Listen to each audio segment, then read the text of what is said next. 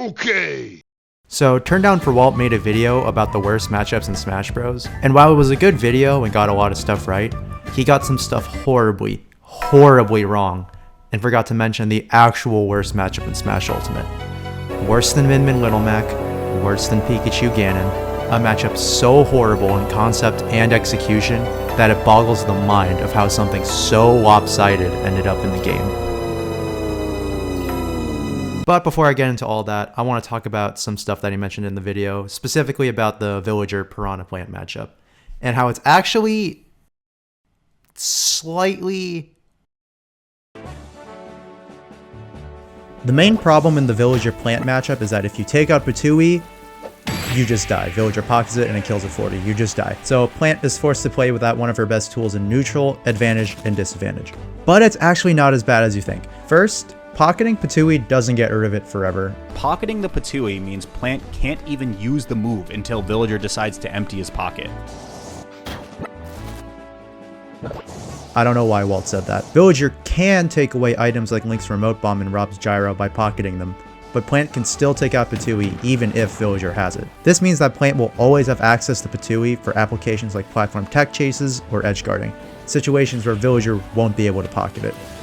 Second, Villager's zoning is actually so poor that Plant can afford to play without Ptooie and still find decent success. From the Villager's perspective, it's just like playing against a normal character, which is a huge step down from getting free insta-kills whenever your opponent presses a neutral B.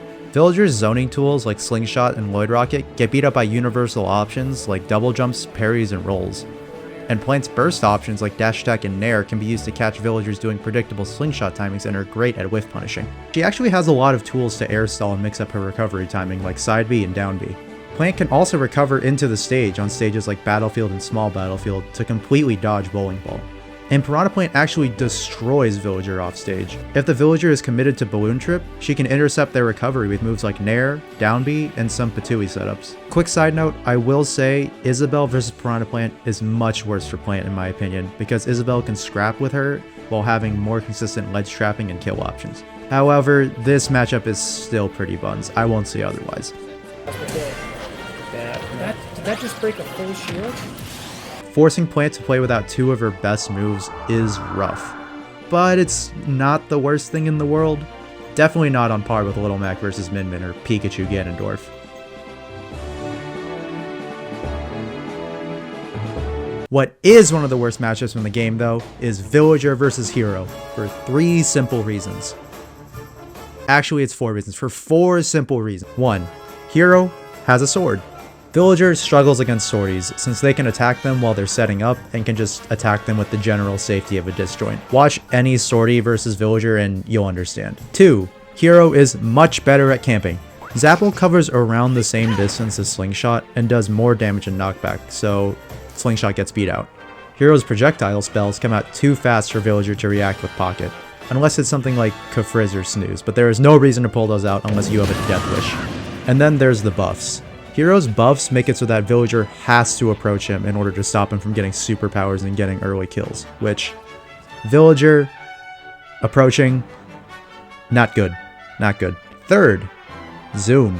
One of Villager's best strengths is their edge guarding and ledge trapping, and it's where the character finds their most consistent kills. Zoom says no. Zoom takes away basically the only good aspect of the character and forces Villager to go back to neutral, which they are already not equipped to handle. And finally, Bounce. Bounce puts a reflector on Hero.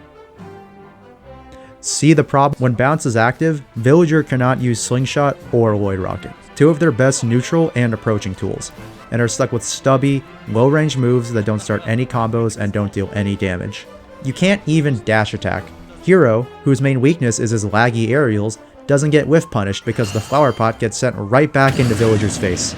Hero is basically an impenetrable, insta-killing wall that Villager can only attempt to break with the smash equivalent of Naoya's pillow fists.